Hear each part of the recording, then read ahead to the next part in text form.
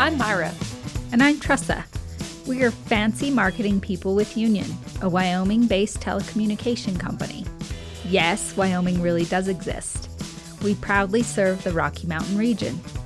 On this podcast, we will feature businesses, organizations, nonprofits, and influential people from Utah, Colorado, and Wyoming. Our mission is to highlight those who inspire their communities daily. We believe this makes us truly authentic because a journey of 1,000 miles always begins with a single step. Jennie Gordon intro. 3, 2, 1. Yee. 1, 2, 3.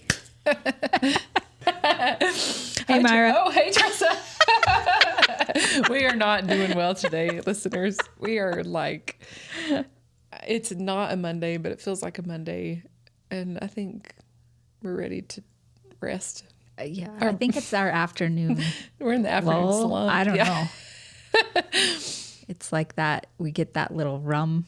Yeah. Think everything's funny. I don't know what it is. I feel delirious. After lunch, I don't know. We ate. What's happening. Whoa. We ate. Whoa. We consumed food. Yeah, I don't know. I'm so much more productive in the morning. Me too. Like if you want something from me, it's in the morning. And so that's probably why my mornings don't go as planned. Because I like start working when I wake up or, and then I like, my whole day just kind of rumbles. If I just got up and just got ready and left and then did the work at the work, I probably would have a better, more productive day. Probably. Maybe I ought to try that. Yeah, maybe I should. But I'm a morning person, I think. Yeah, I try to put my focus time for projects in the morning if possible because I think I'm more effective. Yeah, I lose myself past lunch. Yeah. It's like, bye, girl. Either I've lost myself or people are losing themselves. And so then they come bother you. Like, I feel like more conversations Happen.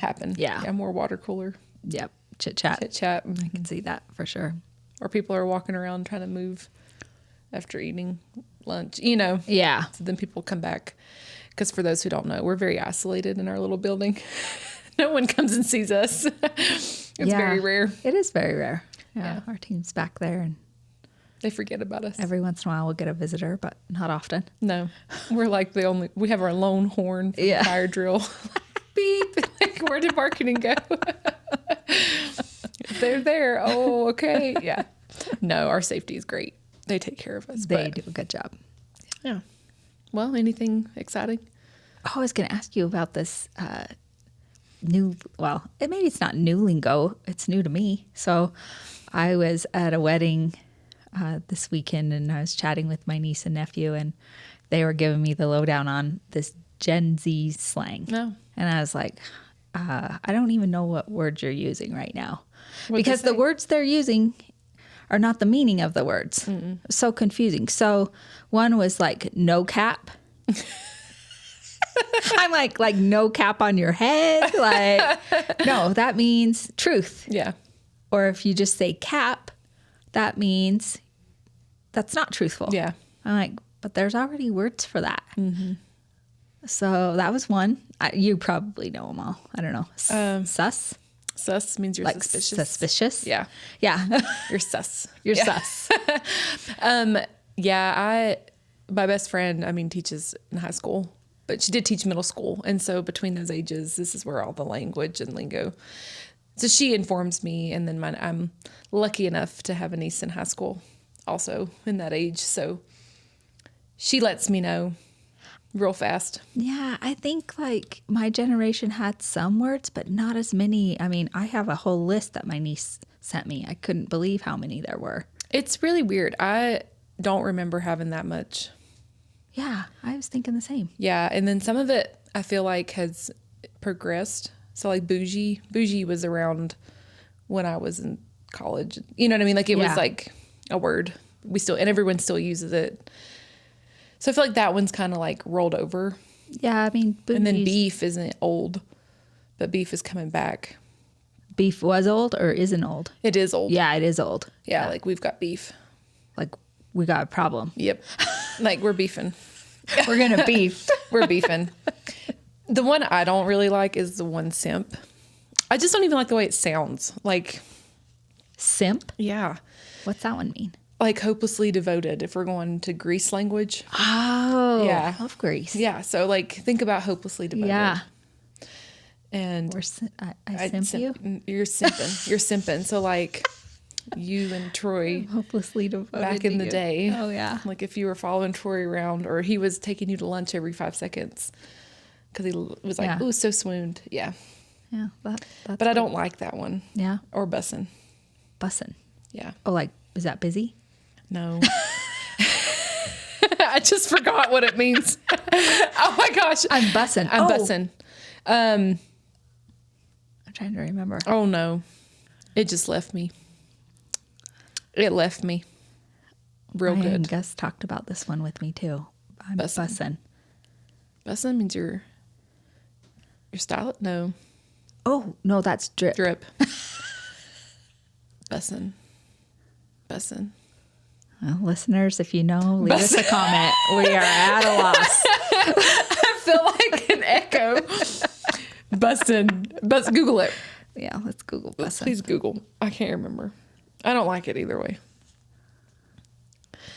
I feel like I'm taking a bus. I don't know. Extremely good. Oh, there you go. Yeah, oh, excellent. Yeah, like Oh, it's yeah. bussin'. Like the Yeah. like Popeyes is bussin'. Yeah. Okay. Eating good. Eating good in the neighborhood. Like we had our wrap today and Yeah. soup. It was bussin'. It was bussin', yeah. Yeah, it's bussin'. You're missing one of the best. Which one? Vibing. Vibin'. But that's another. Vibin's been around a lot. I know It's like vibin'. a rollover. Yeah. Yeah. I know vibin'. I know what a vibe is. Yeah. It's a vibe. Yeah. It's a vibe. It's a vibe. I don't even We're know. vibing. Well, I don't even know what words I use. I feel like my language is just weird because I have a mix of like Southern strange slang. Like, I don't know, something. And then a mix of like, I'm aware of all the new lingo. Yeah. But I don't know. Yeet is my favorite. Yee. Yeet. Yeet. Yep. Yeet. Yeet. Yeet. Yeet. Yeet. And what does that mean? Google it. I want you to Google it. Maybe it's not fit for listeners' Yeah. ears. Yeet. Yeah. Y EET. E-T meaning. Let's see. This says to throw Yeah. or forcefulness. Yep.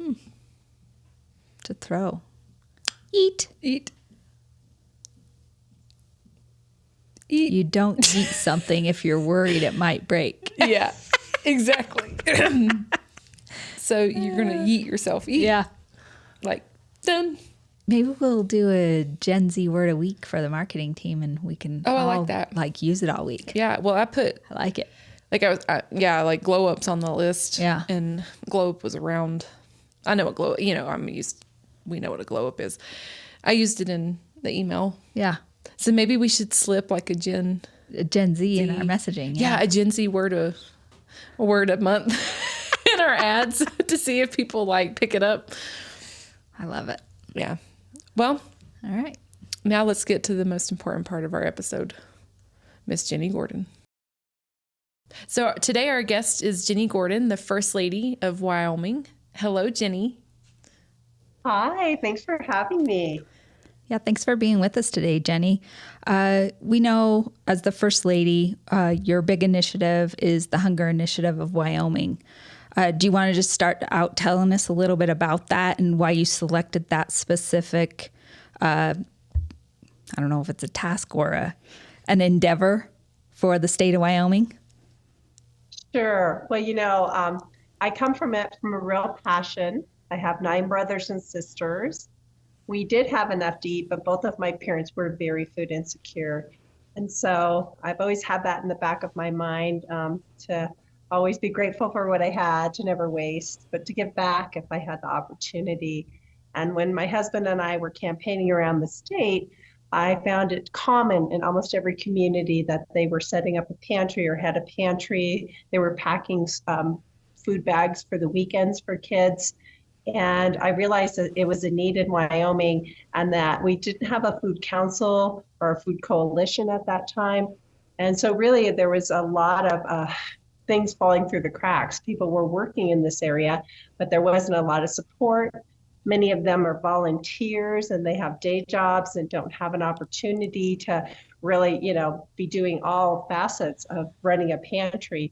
So thought, well, if First Lady usually has a platform, so I wanted to work on something I was passionate about, and the Wyoming Hunger Initiative was born in October of 2019. Thank you. Platform. That's the word I needed. Platform. What was your first initiative? Yeah. It feels like, we were just talking about an afternoon slump. It's one of those, it's understood. Yeah.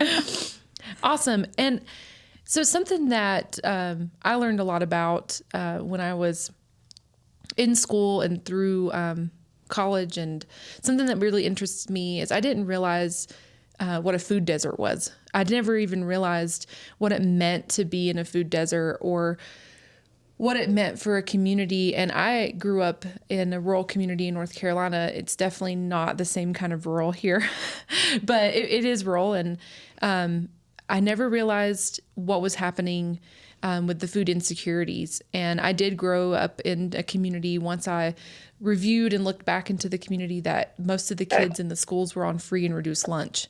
And so I never thought about how it was impacting others or what to do. And so when I moved here and I saw about the Wyoming Hunger Initiative, I'm like, oh, this is cool, because this is something that I'm also passionate about. And so as I've been living in the state and being a part of the state, I thought it was really neat that this was what you were using the platform for and how you were pushing this initiative forward.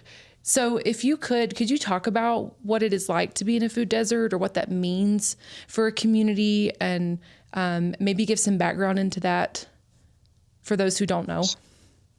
Absolutely. So, sometimes people actually say we're a frontier food desert, because sometimes people have to drive up to 70 miles to reach a grocery store. Also, fresh fruits and vegetables aren't as easily available. Maybe in the summer, we have a very short growing season. So even if you're growing your own, during the winter months, it can be very challenging. But really, it just means that access to food can be challenging if you don't have transportation, if you don't have someone who can watch your kids. Not everybody can walk to a grocery store or a corner market. So it is very challenging. There's about 86,000 people in the state who identify as being food insecure.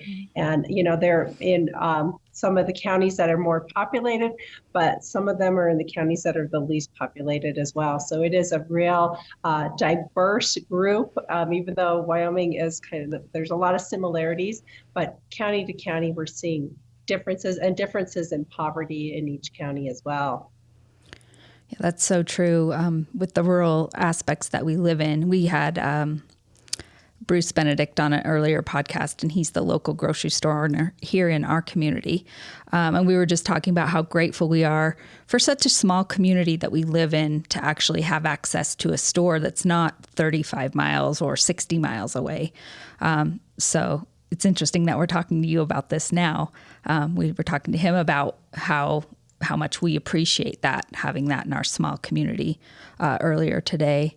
So what do you think some of the underlying causes are, like to the hunger problem that we have? And is there ways that our community members, business members, just community members in general can assist with changing those things?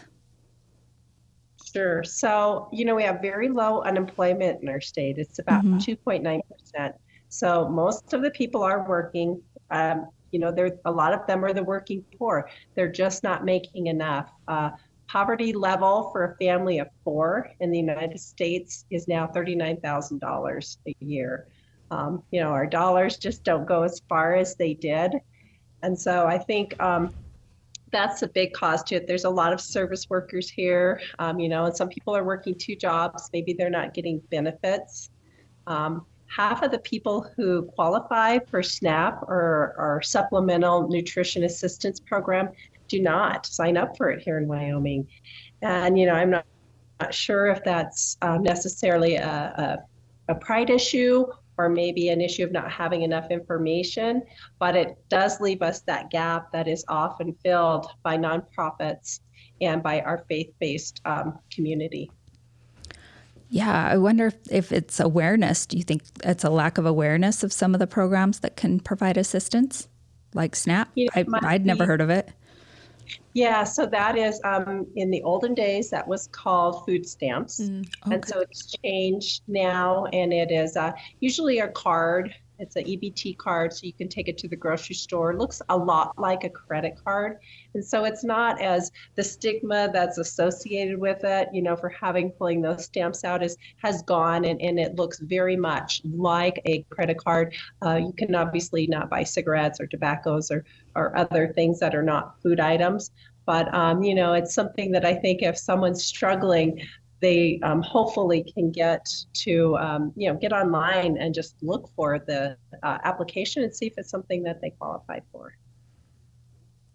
Yeah, I really like what you said about pride. I'm not that proud. It's a good thing.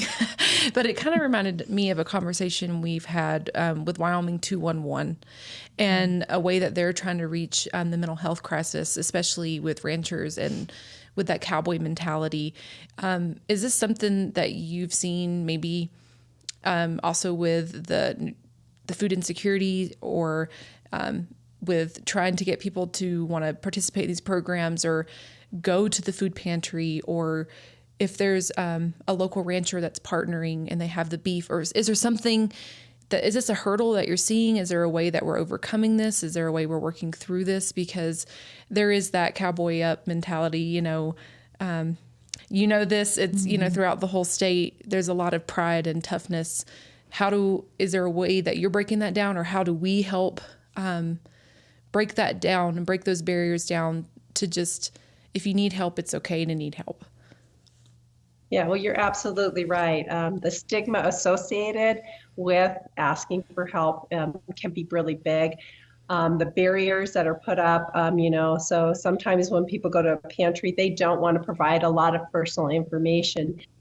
We support all of the pantries in the state, but there are many pantries who don't ask for that information. They just think if they're coming for food, that you should get food. And so on our website, nohungerwyo.org, we have all the pantries listed and whether you do need to income qualify, so that if maybe that's not something a person wants to do, that they can go ahead and go to a different pantry. But I think mostly we all have to realize we're all just one emergency away from being that person in need. And in Wyoming, we've always helped our neighbors, whether it's going to a branding or shoveling your neighbor's walk. And so if we can think of it as we have neighbors that need help right now, and we can come in and help them and understand a little better, I think that it raises all boats in our state, and everyone will do better. Yeah, that's great. I'm glad that there's pantries out there that if they show up, there's no questions asked, right? That's what you're saying. If you're showing up, we're going to provide for you. I like that.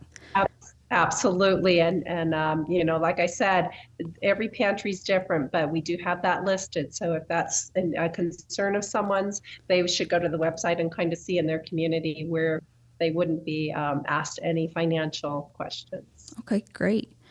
Are there other ways like local communities can take more ownership of this issue and offer support?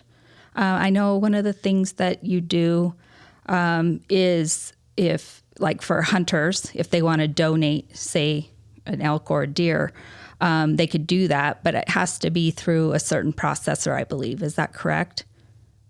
Yes, we want to ensure that the chronic wasting disease test is done. And so our partner processors will hold the animal until they've received the test back, which is very important to us. The meat that is distributed is actually done through our pantry system. So they would have to then, again, work with the pantries in the area. And if that was a concern, they should look and see if there is income qualifications. But I have to tell you, a lot of people love that. A lot of people want to hunt, but are no longer able. And so I think it's a really generous way that our local hunters and out-of-state hunters are contributing to feeding our folks in Wyoming. Yeah, I love that. How many processors are qualified throughout the state that you could take your? We have 11 this 11. year. Okay. And they're on the website, it'll show the map. They're pretty much all over the state. You might have to drive a little distance to reach some of them, but almost every corner of the state has someone close by. That's good. That's great. Yeah. But I didn't realize there were 11. Yeah, I'm like, me there's either. one. There's only one. We started out with two, which was a challenge because someone would want to donate and would not drive that far. So we have just worked really hard to get our processors to understand what we're asking and then to listen to their concerns. So it's really been a conversation between us, and we have a annual meeting with all of our processors and say what went well, what can we do better. And I think that's how we were able to bring along some more additional processors. Yeah, I really love that you guys are focusing on the protein because it is one of the number one things that is lacked in a food pantry and that people want. You know, have always really tried to volunteer at food pantries or closed closets, the same kind of concept. And when you're making the boxes and you're preparing this to give to the folks that are coming through, whether it's a drive-through or whether they're walking in, and you're helping put it together, I always remember thinking there's no meat, you know, or it's very rare to have that protein, and protein is essential. I mean, it's what children need for building blocks. It's what we need for, you know, to grow. And I think about how much protein I eat, and to just have that, I think it just creates a level of normalcy. You know, it makes it feel like you're just being in a normal environment. You're going to have a meal. This is your meat. You have your staples that can go with it. You're not just going in and grabbing some boxed items to go figure out what you can make out of it. It feels complete. It makes a human feel human to have that protein. Yeah, I think protein and then fresh fruits and vegetables are always a struggle as well. How do you guys handle that with the fresh fruits and vegetables? We have a program called Grow a Little Extra, and we've partnered with the University of Wyoming Extension and our master gardeners throughout the state. And what we've asked people to do, we provide them seed. They can grow an extra row in their garden, and then they can donate it back to the extension folks, and they get it distributed to the pantries. You know, our growing season is short, so we have a lot of abundance at the end of August, but it really is kind of helping that. We're able to do about 27,000 pounds fresh fruits and vegetables this year. Wow, that's amazing. Are there other parts of the program? We've talked a little bit about different aspects of it that we haven't talked about yet that you want to share with us and how it's evolved? Sure. So we've partnered with our stock growers and our beef council to get domestic beef, lamb, and pork into the program. And what's been really exciting for me this year is we were able to get beef sticks in almost every backpack program in the state of Wyoming. We did a pilot program last spring with Laramie County here in Cheyenne, and we did 1,100 beef sticks a week for 17 weeks. So it was about 18,000 beef sticks. And what I love about the program is everyone came together, you know, our ranchers, our farmers, the backpack programs, and 307 Meats does the processing down in Laramie. And it's just been well received. And again, the kids can open the beef sticks easily. It's supplemental protein that is very expensive and not easily donated. So we are very proud of that program. Yeah, that's amazing. Who doesn't want a beef stick or turkey, right? I know. I'm like, it's the wow, best that's thing. really good. I'm like, sign me up. Yeah. That's awesome. Do you have any programs that you're wanting to implement or anything that you're working on that you want to share? Maybe as you've expanded so much, we're fortunate enough to get to hear your presentation during the business forum. And I think every year you mention a new program, and I'm like, wow, this is so cool. Is there anything that you want to talk about or can share? Yeah, we do really concentrate on Wyoming solutions to the challenge of hunger. So, if we can use the bounty of our state, whether it's game meat or domestic meat, and again, fruits and vegetables. One program that we're really working on, and we were able to pay off the school lunch debt in 2021, for the whole state. That was a real source of pride, I think, for all the federal credit unions, for Dan Starks from the National Military Vehicle Museum. But that is one area that now the debt is increasing. And, we really want to empower communities to come together and find ways to help those kiddos who go through the lunch line, that they're not singled out, that they're not given an alternate meal, that they can go through seamlessly and not be worried, because really lunch is the only time of day a kid has to have money to participate in school. Mm. And when you think how fundamental food is, I think that is really important. So, I just challenge communities throughout the state to think about ways that they can help their citizens in their community and those kiddos that, really it's tough going through that lunch line and not having $2.50 or whatever the price is to pay and not know how you're going to get through the day with a rumbling tummy. Mm-hmm. Yeah. It could be their only meal also. Yeah. That's something that I really thought about too as I got older and was looking back on my life and where I came from and the situation that the school system was in. And like, it never hit me as a child to think that is someone's only meal. They might not know what they're getting next. And so I really think it was cool of our state. I saw a lot of schools here take part of that during COVID, where they allowed students to still come in and have lunch because, again, they may not have had food otherwise. So as a business, is there something that can be done if other businesses are interested, or is there a way that we could help out? Sure, yeah. Absolutely. So we do have a program called Angel Accounts, where we will go in, and if the school district gives us the amount of money that they're in debt, we can help defray the costs. There are businesses that are doing fundraisers. We have one right here in Cheyenne that's going to be selling breakfast burritos, and we'll be going there and buying burritos for everybody. And 100% of that will go to pay off lunch debt in the district here, which is Laramie School District, Laramie County #1. So if you just encourage businesses that you can come together and support those families, oftentimes they may not qualify for free or reduced, and they just don't make enough that, it just can add up, especially if you have a large family. Yeah, they're kind of borderline there. Yeah, that's cool. Mm-hmm.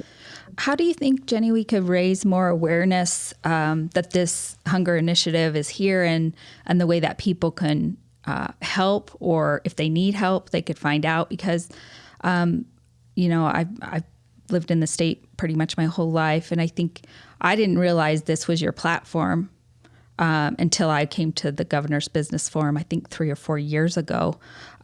So how do you think we could help as a business or community members to make sure and raise awareness so that more people understand what's going on? Well, I think what you're doing right now is a great start talking about it, because it's interesting to me. You have to pay your rent. You have to pay your car payment. There are things you have to pay, but you can cut back on food. And so I think that people sometimes I just think it's they don't want to hide it, but they just don't want to talk about it. So making it the normalcy of it, right? Food costs have gone up 40% in our state. All of the inflation has been really tough on families.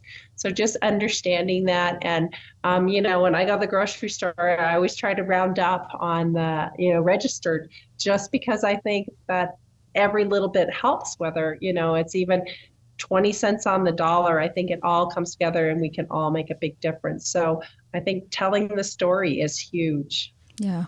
Keep telling the story. Yeah, absolutely. I agree. Yeah, I know. It's just my husband and I think our grocery bill has gone up about an average between $50 and $75 a week from what it was, a year ago. Mm-hmm. So.